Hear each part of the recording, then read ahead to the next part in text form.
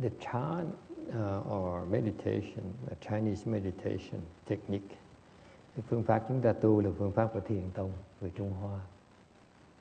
And chant is a Chinese word for Sanskrit. It's transliteration from a Sanskrit word, and that means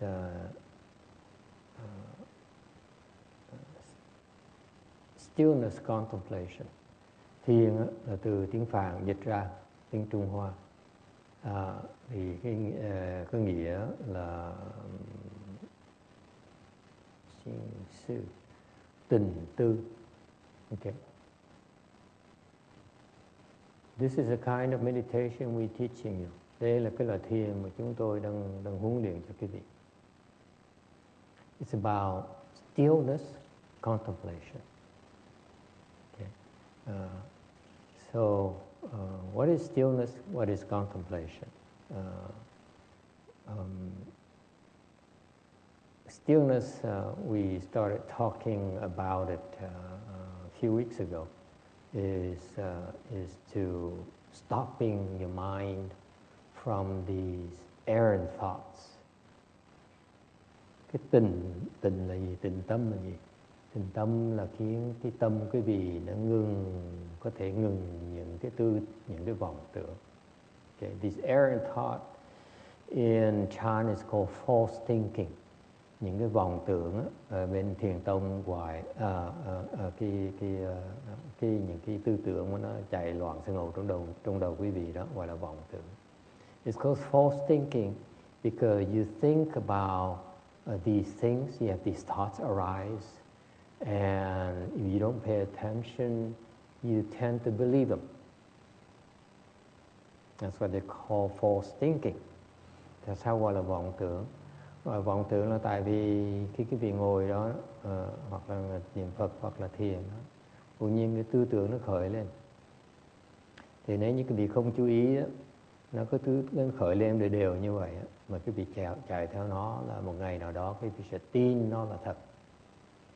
Thành ra Đức Phật dạy là cái này là vọng tưởng, tại vì cái tư tưởng nó khởi lên là những tư tưởng nó giả. I repeat for your sake. I elaborate a little bit more in Vietnamese. It's called false thinking because they keep on coming up. Okay, you have no control over them. They keep on arising, right? Sounds familiar? That's what happens to me when I meditate. These thoughts keep on coming up. I'm here meditating, all of a sudden I hear a noise in the kitchen. I say, gee, what are they cooking today? I hope it's good. Okay, so you see these thoughts keep on arising. Okay, and then open mind, so what happened to her? Why didn't she up there? Well, where is she this weekend? You see, every time these thoughts arise constantly in your mind. And that's called, and you have totally no control over it. And what happens when these thoughts arise? You follow them, right? You keep on following them. They arise by themselves. It's natural, they arise. Những tư tưởng nó khởi lên là tự nhiên. It's a natural process. There's nothing you can do about it. Okay? At this stage. Thì bây giờ tới cái trình độ quý vị đó, những tư tưởng nó khởi lên là chuyện tự nhiên. Quý vị không cách làm gì được hết. You have nothing you can do about it right now. Okay? But if you, at this stage, you need to learn to recognize them as not desirable and refrain from following them. Thì hiện bây giờ quý vị biết nó là vọng tưởng, thành quý vị nên không theo từ đó. Okay? If you follow them, then you get trapped. They become more real and real to you. Nếu quý vị theo những tư tưởng đó thì nó càng ngày nó càng trở thành sự thật của quý vị. Any questions about that?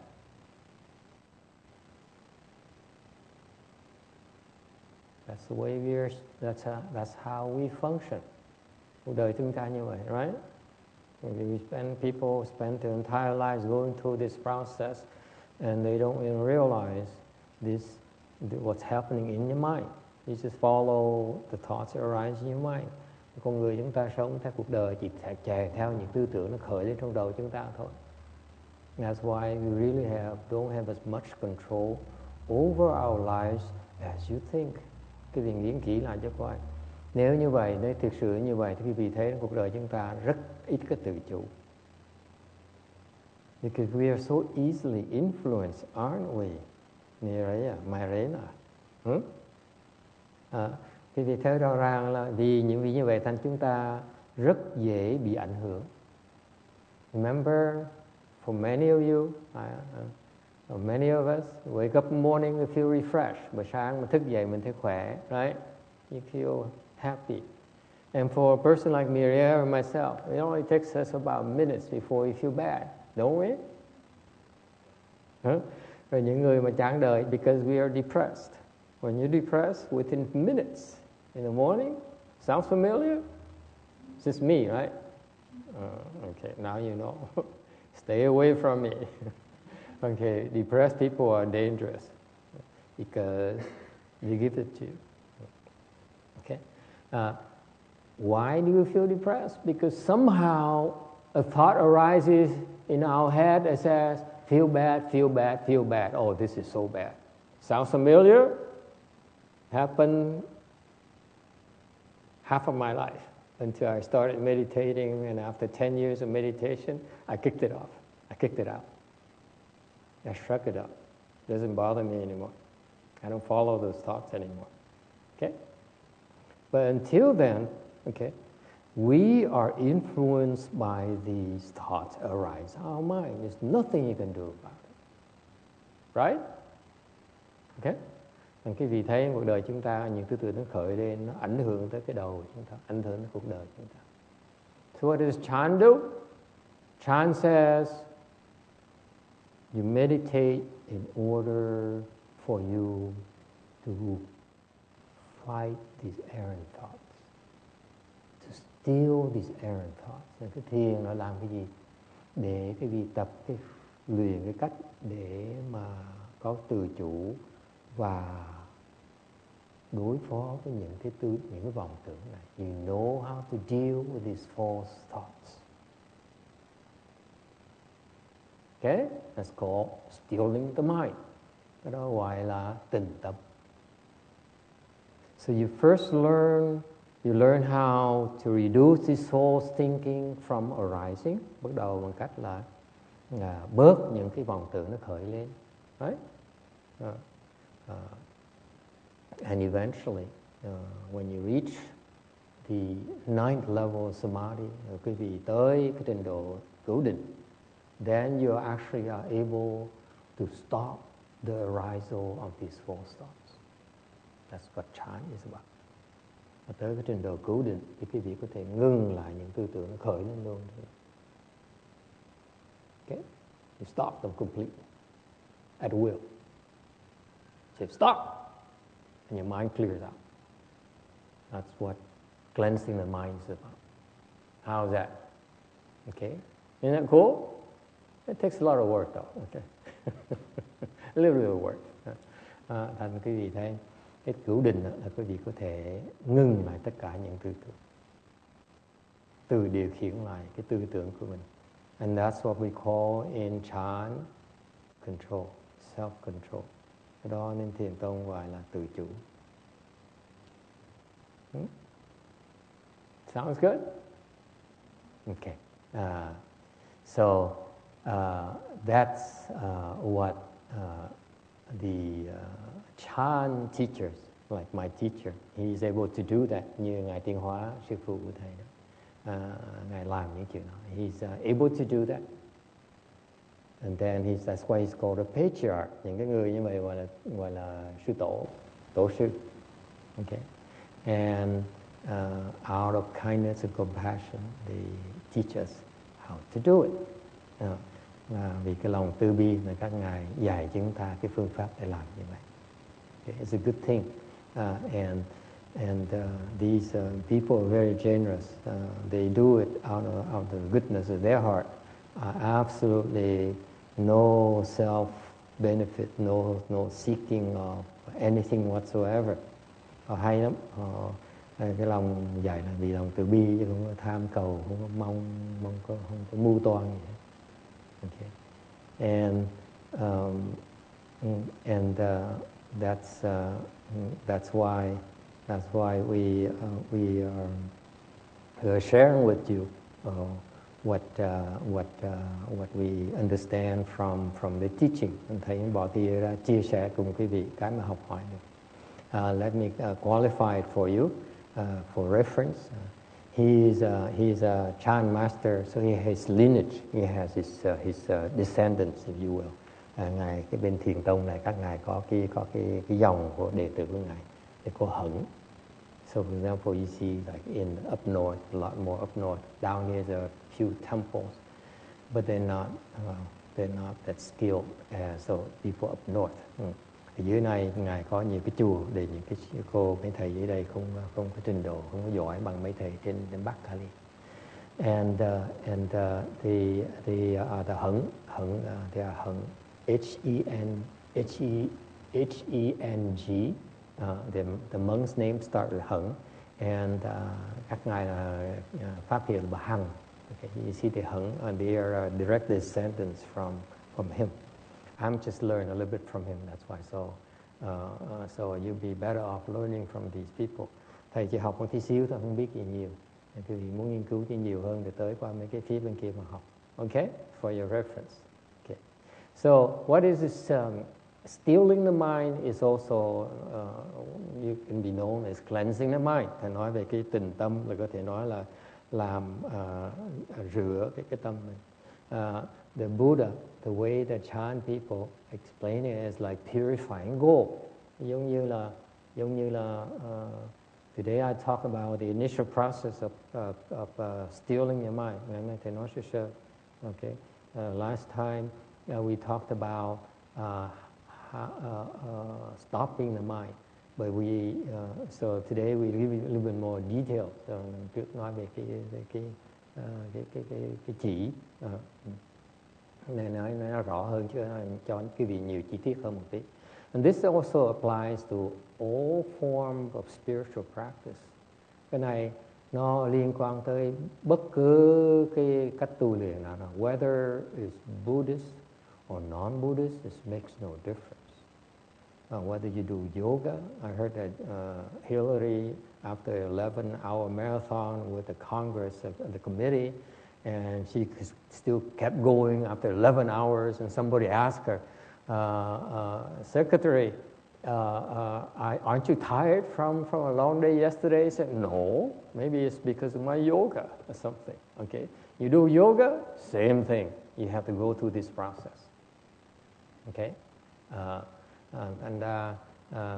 quý vị mà bất cứ tu phương pháp nào, pháp môn nào, hoặc bên ngoại đạo đó là yoga hoặc là tai chi nữa nó, okay, hoặc là Ấn Độ giáo hoặc là sư bà Thanh Hải nữa nó, thì họ phải qua những phương pháp như vậy. Okay. So the first thing when you have any form of spiritual practice that deals with your mind, bất cứ phương pháp nào nó liên quan tới cái tâm của quý vị. Okay? Whether you're a professional tennis player or a professional golfer or an executive of a company, quý vị hoặc là một cái vị lực sĩ, hoặc là một vị chủ hãng, when you need to steal your mind, you have to go through this process. Quý vị muốn cái tình tâm lại phải qua những cái phương pháp này. You do Reiki or something, you want to have any form of practice, okay? You have to go through this. Okay? Niệm Phật cũng phải qua những phương pháp, qua cái giai đoạn. You purify and go, you must get rid of the impurities. Okay, number one, you wash off the gross impurity. You take this gold and you remove the dirty sand, the gravel, and the grit. Như Phật nói khi mà quý vị oh, see, my girls are here. It's perfect timing. We're talking about ladies, about how to cleanse your mind.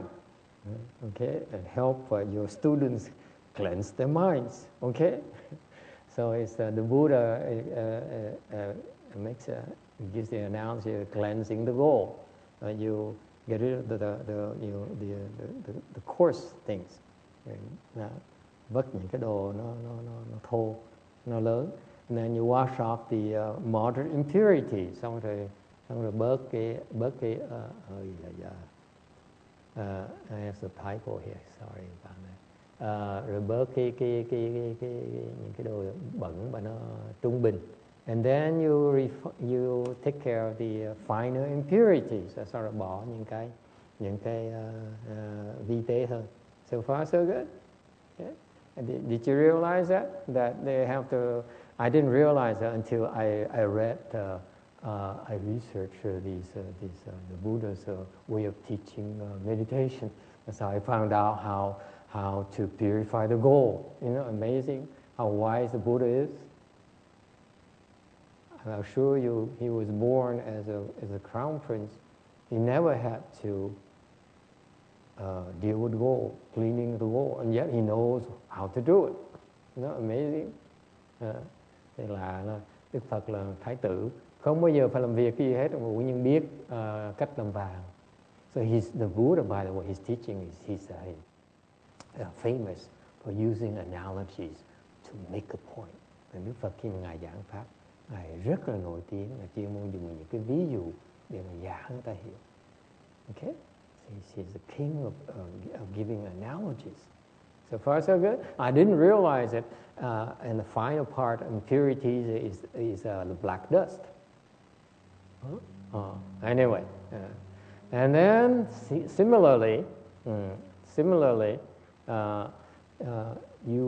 you meditate, whether you do Tai Chi, you do yoga, through these process of moving your body or using, contemplating your Chi, whatever in Qigong and so on, okay, is all these processes have to go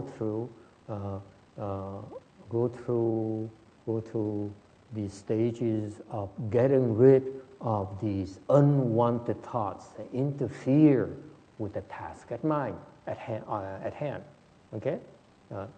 Nên bất cứ làm cái gì đó, quý vị phải kiềm chế những cái vọng tưởng này. So far, so good. Okay, so you get rid of the gross impurities. Đầu tiên là bỏ những cái bất tịnh mà nó thô. Okay, what are the gross impurities? It's defined, it's termed as misconducts of the body, of the mouth, and the mind. Là bỏ những cái thô lỗ của thân, khẩu và tâm. Okay. So you don't, for example, with the body, we don't steal, you don't kill, you don't commit offenses with the body. Cái thân là cái gì bớt tạo những cái nghiệp cái thân, như đừng cắp, đừng có giết người. With the mouth, we don't, for example, we don't yell at people, we don't curse at them, you don't use double tongue speech. You say one thing to another person, another to another, so to get them to get into conflict. That's called double tongue. Things like that. It's not good thing to do. And the mind is that, for example, you sit there and you guard your mind against anger. Because when you meditate, and you recite the Buddha's name, and these thoughts of anger arises, you have to be careful. You have to get rid of them very quickly. Rồi cái tâm là sao? Tâm là khi quý vị ngồi thiền, quý vị niệm Phật, mà những cái tư tưởng chẳng hạn như sân hận nó khởi lên, thì quý vị phải rất là cẩn thận. Những cái tư sân hận đó là phải dẹp ngay lập tức. I repeat for you. You meditate. You see, you aware of these thoughts of anger arising. Okay? You have to be very careful. Squash them right away. Do not follow them. Okay? Những tư tưởng sân hận nó khởi lên là không được theo nó. Okay? That's a rule of thumb. Don't follow them. So far, so good? So how do you do that? Okay? The mere fact you meditate, you're actually doing that already, aren't you? When you're meditating, are you killing? No. Are you using coarse words? Đừng mắng những cái gì. So naturally, it's a first process. The process of sitting there and meditating, you're getting rid of your gross impurities already of your mind. Okay? Nên quý vị ngồi tự động, quý vị đang làm chuyện đó. So far, so good? Okay. Number 2, then you get rid of your moderate impurities. Rồi xong quý vị gỡ bỏ những cái bất tịnh mà nó trung bình. Okay. So the thoughts of sensuality, of anger and intent to harm. Là quý vị để ý tới những cái tham dục, những cái sân hận và những cái tư tưởng muốn hại người ta. That's called moderate impurities, impure thoughts. Okay? Please remember that. When you meditate, these thoughts will arise. Did it happen today? Only me. See? Because when you sit long enough, naturally the gross impurities will be gone. Quý vị ngồi đủ lâu tự động đó, cái loại thô bất tịnh nó bớt.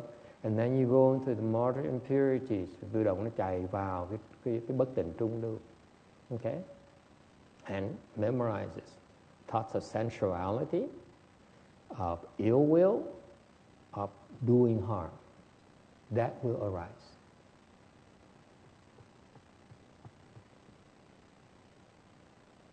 If they haven't arisen yet, that means, what the heck are you doing here? Okay, they will arise naturally.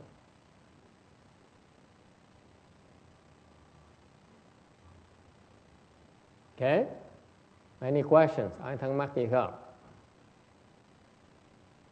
And finally, the third kinds of impure, of unwanted thoughts are the caste, the home district, not wanted to be despised. Cái tư tưởng thứ ba là của cái giai cấp của mình, của cái nhà cửa của mình, và mình sợ người ta khinh thường. Sounds familiar? No? No one ever experienced it yet? This is a natural progression of stealing of the mind, by the way. Đây là cái tư tưởng khi quý vị mà bớt á, đó, cái tư tưởng nó, phòng tưởng nó bớt tự động quý vị qua những cái giai đoạn như vậy. Quý vị thấy như, see, at first you sit there and say, I don't like it, oh, it hurts. Oh, okay, that's you're moving. Okay, number one, you're moving, you're fidgeting. Okay, that's the coarse impurity. Ngồi đó mà nhúc nhích là quý vị đang còn kẹt vào cái giai đoạn thứ nhất. Okay, and then you stop moving, and that's why the first phase, try not to move your body. And đầu tiên đừng có nhúc nhích.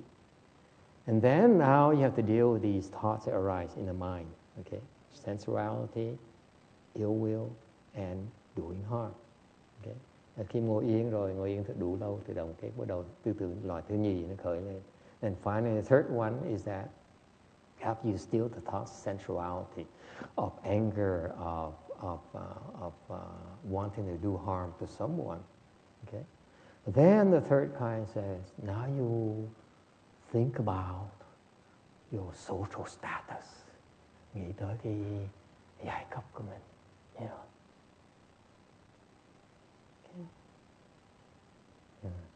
Then you think about your, I don't know what a home district is. Maybe, you know, your city you live in, you know, Beverly Hills, San Marino, stuff like that. Yeah. What are you doing here in Rosemead? That kind of thing. And then, you know, very interestingly, not wanting to be despised. Sounds familiar? Cuối cùng lạ nhất á. I didn't realize it. All these years, 20 years of meditation, I realized, my God, I have this fear, subtle fear of being afraid that people don't like me, think I'm too Vietnamese. Huh? Especially Korean people think I'm too Vietnamese. That kind of thing. Yes? No? Well, I'm the only one. Okay? That's called subtle thoughts. Questions? Ai thắc mắc gì không?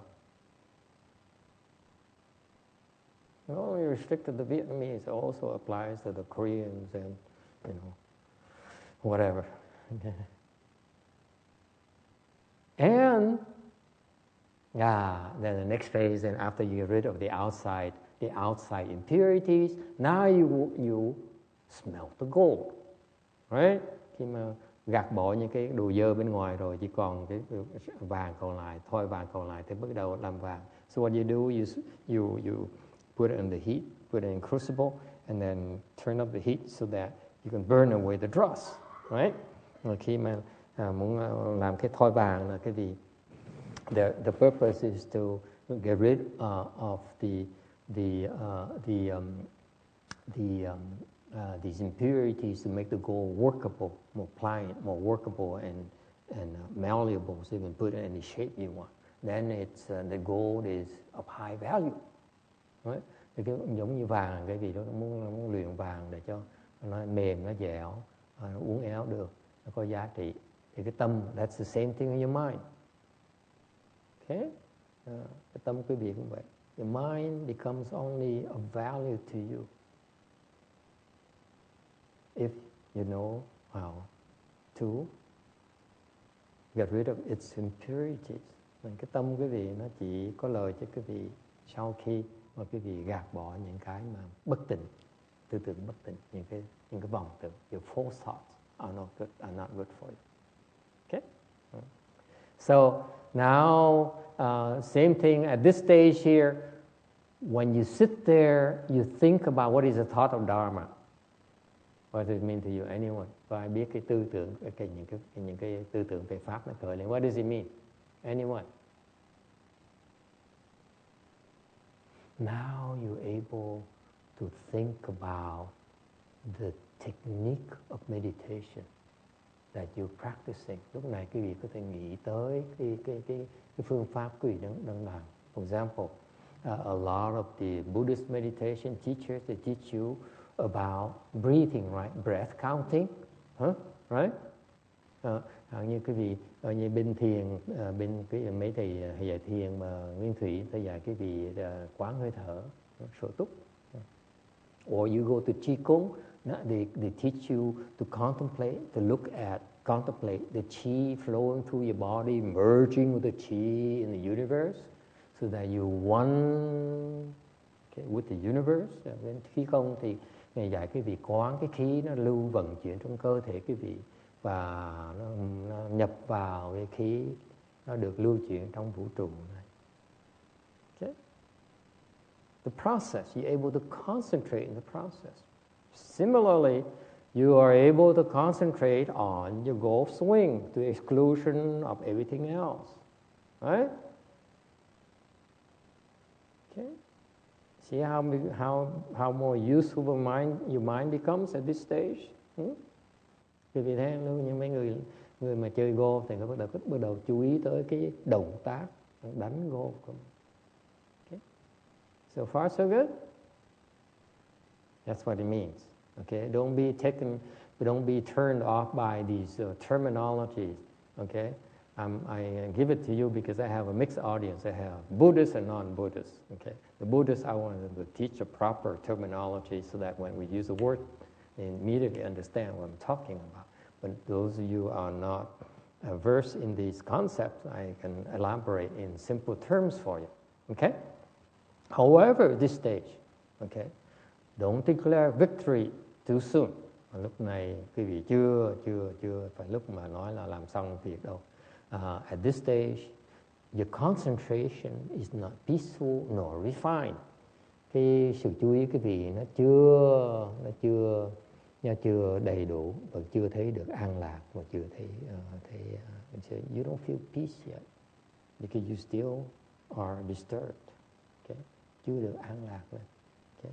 You're not yet calm and single-minded. The objective is become single-minded. Okay? Cái thiền là quý vị tập nhất tâm.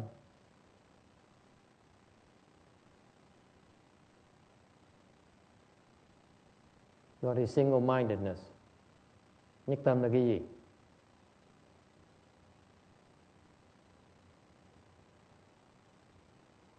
Single-minded is the ability to focus on one thing at the exclusion of everything else. Nhất tâm là quý vị có thể chú tâm vào mà quên hết tất cả. Okay? The tennis player go through a surf motion and even someone will say, "Hey!" Doesn't bother them. You see that? The professionals, you see a tennis match like the U.S. Open, and they're about to serve, and it's going, "Oh, blah, blah." And that's not single-minded. You notice that? By the way, anyone plays tennis? Có ai chơi tennis không? No? A few people. Well, I used to. I don't play anymore. I'm not supposed to. You heard of Djokovic? Vic? He's a number one tennis player nowadays, right? You know what he does between and Wimbledon? I saw this piece of news that piqued my interest. Between matches, you know what Djokovic does?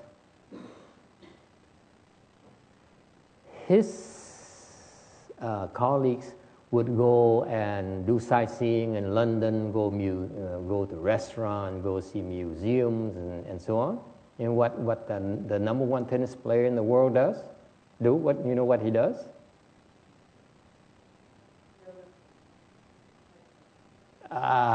Who said meditation? Very good. He goes to a temple to meditate. He's now he's so far apart from the number two tennis player. He's not even, not inside. He meditates. And what does meditation do for him? You know? His reflex is a lot quicker, so his return of service so quick, so much quicker. He can see the ball coming a lot faster than the next person. So his reaction is a lot faster. Backhand, forehand, a lot faster. That's why he has the best return of serve in the world right now, because his faster reaction. So he can sit there and he stand there and he concentrate on the motion and he can see the ball coming a lot quicker. That's the power of single-mindedness.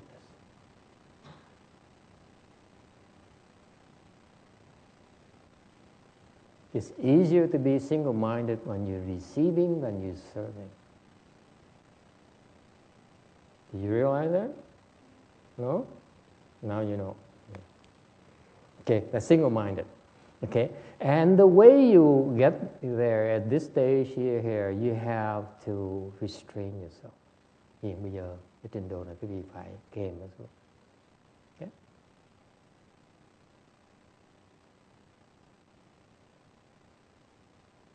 Questions?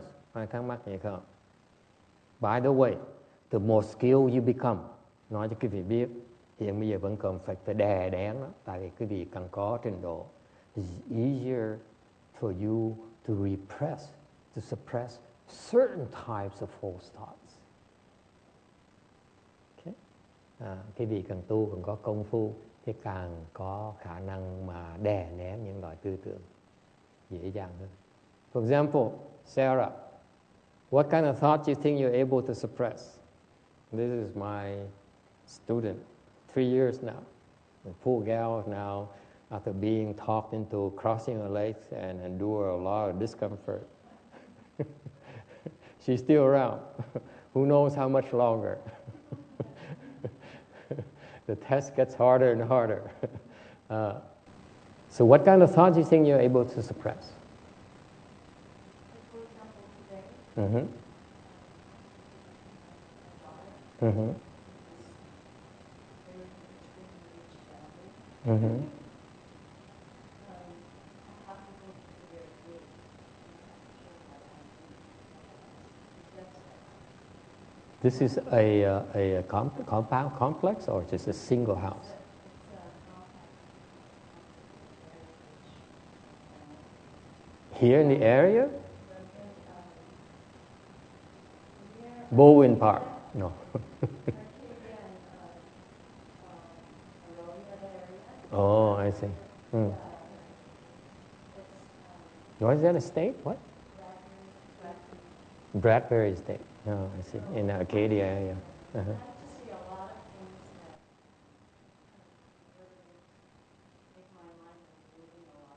Uh-huh. Uh-huh.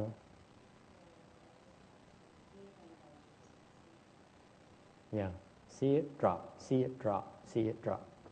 Okay? Let's go suppression. You don't allow it, you brush it off. It's just like these thoughts arise. You brush it off, you brush it off. You have the ability. Okay? So, so the more skilled you become, the more you're able to suppress these thoughts from arising. Okay, more and more thoughts you can suppress. Okay, to the point where you get to a level, ninth level of samadhi, you suppress all of them. Quý vị càng tiến bộ từ càng ngày càng có thể đè nén những tư tưởng khởi lên. Okay, that's what the ninth level samadhi people do. They say, and that's it. Nothing arises. Isn't that cool? That's a real skill now. Look at this guy. He just likes it. He says, "Oh yeah, how cool! Oh, it's a very nice skill." And the cửu định là có thể đè nén. And Chan goes way beyond that, by the way. We don't stop there.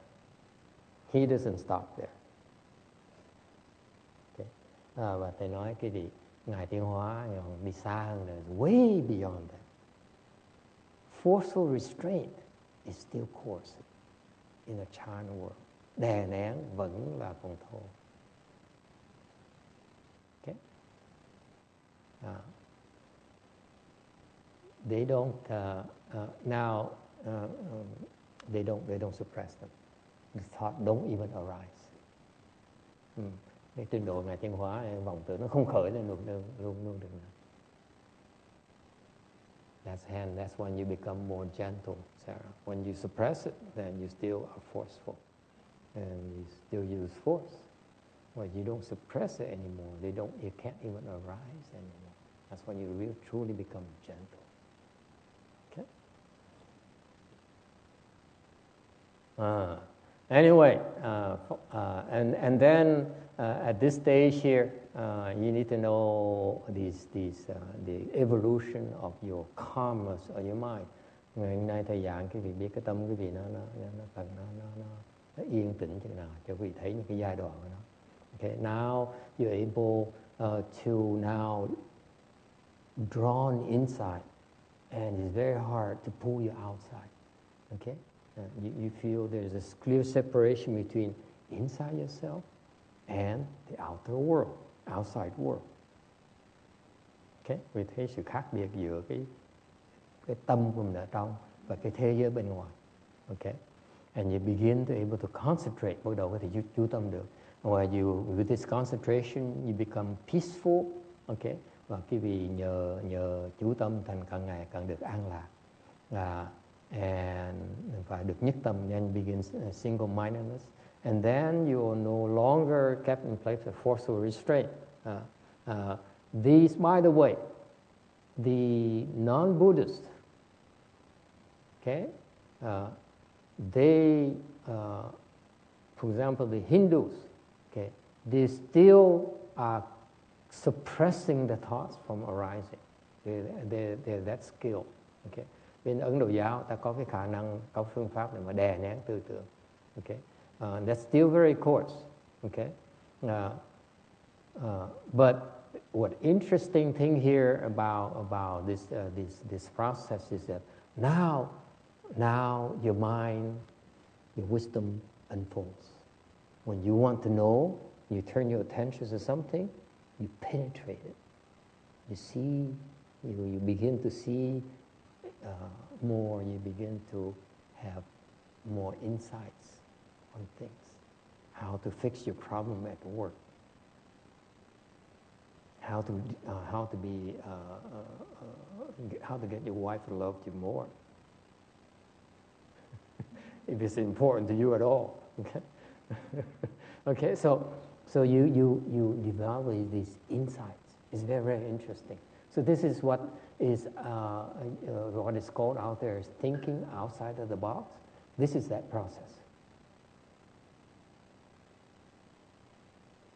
So you really want to learn how to think outside the box, you have to do Chan.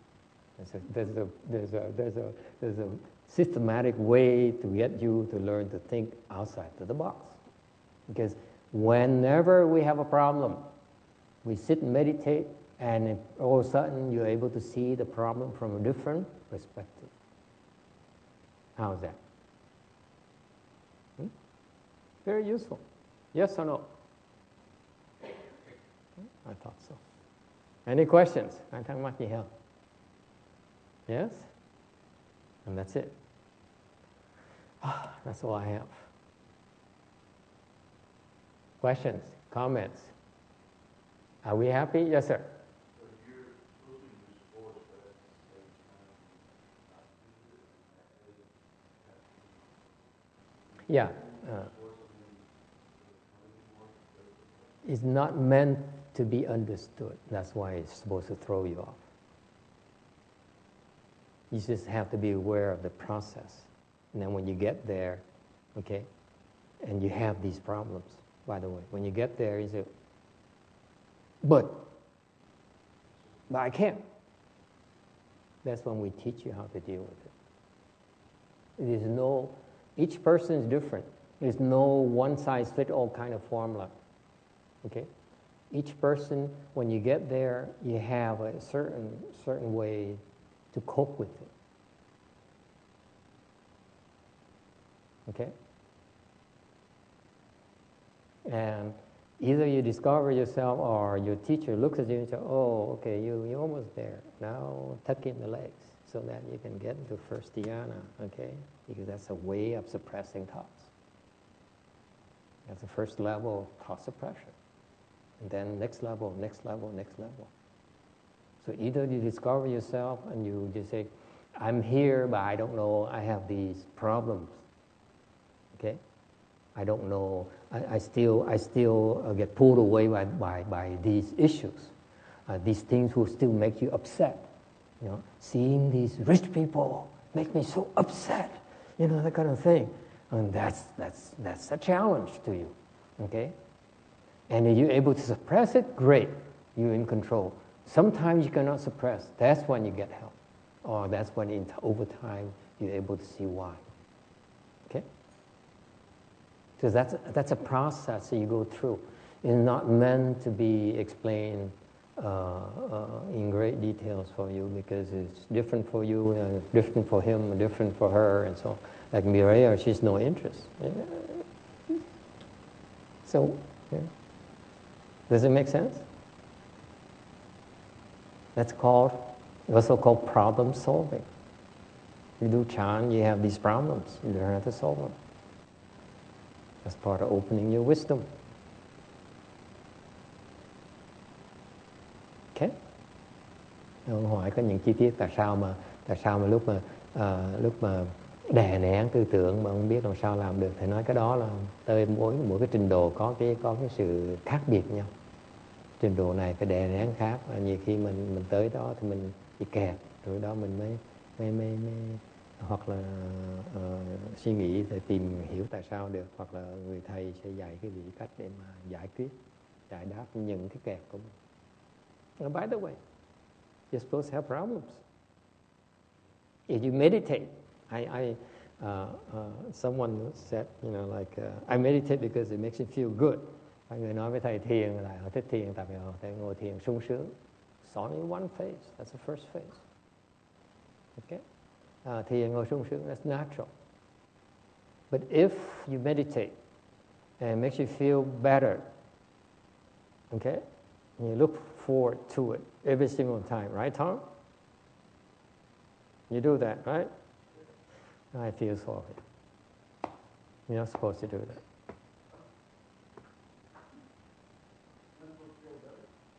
No. So if you feel pain, what's wrong with you? We didn't tell you? They didn't tell you? Oh, shucks. Now you know the truth.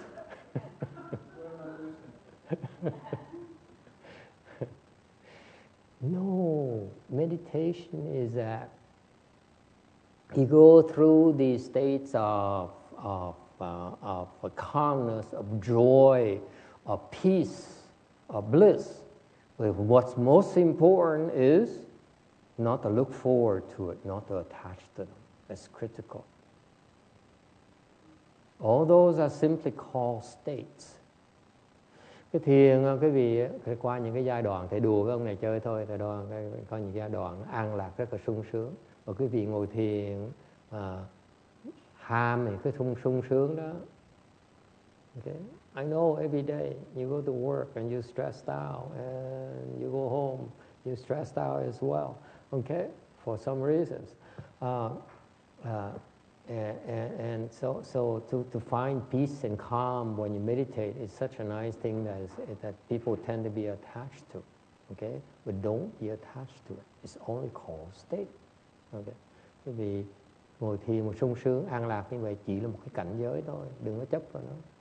Because what happens when you attach to it? Yes. You're angry you're not there. Quý vị chấp nó mà không được, nó có giận. Oh, what's the matter with me today? I'm learning something. I'm going to yoga now. This chanting is no longer works for me. Okay, cái gì sẽ giận, không đứng dậy, bực tức đứng dậy bỏ đi, không kiếm cái đường khác. Okay, but you don't realize it. If it doesn't happen, it's because you have an obstruction. You have to learn to deal with the obstruction, not quit. That's called progress. You cannot make progress unless you solve the obstruction. Quý vị không thể tiến bộ nếu như không giải quyết được cái cản trở của cái tiến bộ của mình. You have to learn to resolve what's obstructing your progress. Right? Not give up.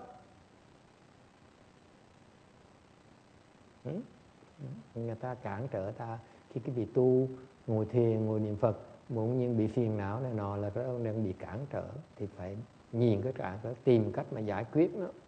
Okay. And what's another reason why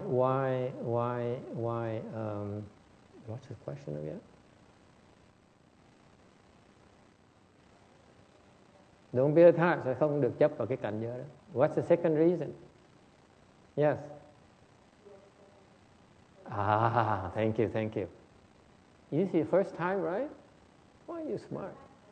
Fourth time, you're a smart cookie. Very good. The worst part is you stuck with it. You get stuck. Cái điều tai hại nhất trong cái thiền là for us, for Chan people, we do not wish to be stuck. Cái thiền tông chúng tôi kỳ nhất. I personally hate it when I'm stuck. Okay? There's so much better things, okay, to experience. Why do you want to be stuck? Tại sao phải bị kẹt làm cái gì? I give you an analogy.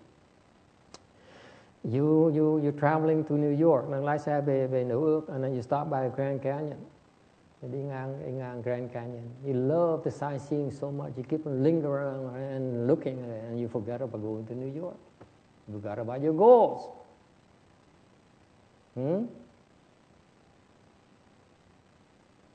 Muốn đi qua New York mà ngừng lại bên Arizona coi phong cảnh, cái quên đi New York. You forgot about your ultimate goals. Okay? Giống như niệm Phật để đắc vãng sanh, mà ngồi được niệm thì được sung sướng, ôi chân là sướng, có thôi mình ngồi mình niệm tiếp. Mỗi lần niệm Phật cũng muốn sướng như vậy. Just like these Pure Land people, they recite the Buddha's name in order to aspire to attain a state, called rebirth state, to the Western Buddhist Pure Land, go somewhere else.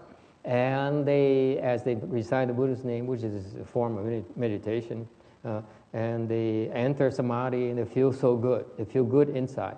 I say, wow, this is so good. So every time they meditate, and every time they practice, they look forward to that state. Okay? And that means they'll never get to what they want to go. Period. And that's, to us, Chan people, death. Worse than death. Thiền tông tôi đại kỳ chứ. nó còn tệ hơn là bị chết. Okay? You then look at yourself and ask and say, shame on you. How can you be so petty? Huh? You have a little bit of gain, a little bit of happiness, and well, this is so cool, I love it. That's it? There's so much more. And you cannot experience more, higher, more bliss, more pleasure, more enjoyment, more wisdom, more knowledge, unless you're not attached to states. Là cái vì nếu mà chấp vào những cái cảnh giới đó, thì khó mà tiến bộ. You don't make progress anymore. Niệm Phật sẽ bị kẹt. Niệm Phật mà tham sướng là sẽ không được vãng sanh đâu.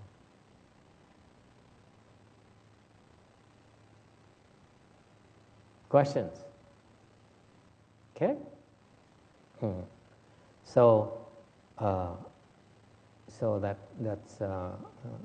that's why you don't want to attach to those specially pleasant states. Là cái vì nhớ đừng có chấp vào những cái cảnh giới sung sướng. Okay? If it feels good, recognize it feels good. Khi mà sung sướng là biết mình sung sướng. Okay? But don't look forward to it. Don't say, oh, I'm so good. I have some meditation skills. Don't even do that. It feels good, so what? And you keep moving, you keep on practicing. Because we feel, let me describe it to you. Dạ, chứ quý vị biết cái sướng là it feels good. Okay? Meaning you're rising to the next level. Đúng không sướng vậy? You rise the first piano. Okay? And then you say, oh, I'm so great. I'm so cool. So every time now, it feels less and less good. Because now your body is conditioned to it. You're stuck. Okay? Now it is leveling off. The pleasure levels up. Yes or no? Yes? That's when you say, I want more.